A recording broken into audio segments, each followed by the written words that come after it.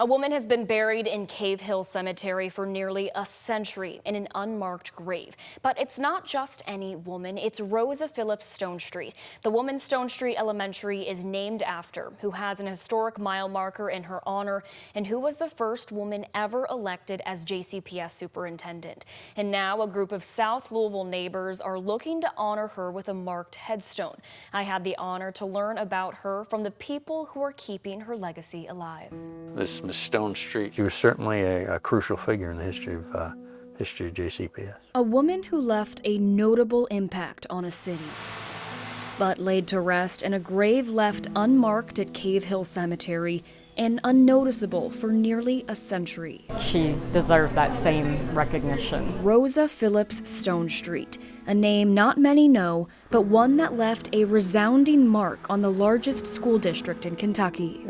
Something of a tough life, but she was obviously a very strong person, strong personality. Stonestreet became the first woman superintendent of the Louisville School District in 1898, defeating two men and voted into power by men more than 20 years before women had the right to vote. A woman rose to a position of power at that level. I mean, at that time, it was such a rarity. Jim Cundy is the supervisor of JCPS archives, responsible for decades worth of records. Keeping the past in the present. Preserving the history of the school district, including the legacy of Stonestreet. She found the district's administration to be corrupt, to be incompetent.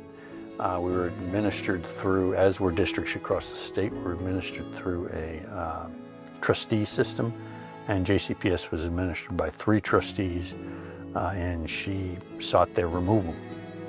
She found enormous debt at the different sub-districts around Jefferson County and sought to eliminate that debt as quickly as possible. After giving years of her life to education reform, Stonestreet died in 1936.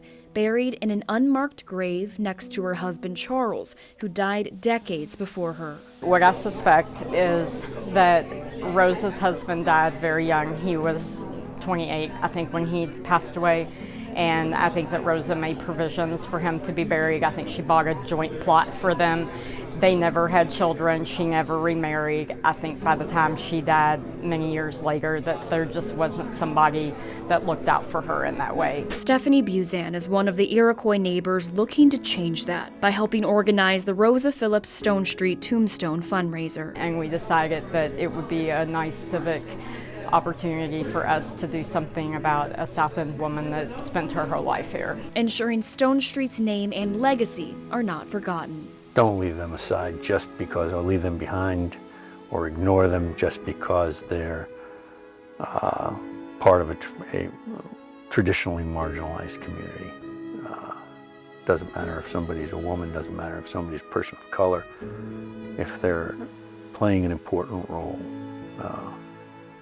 honor that.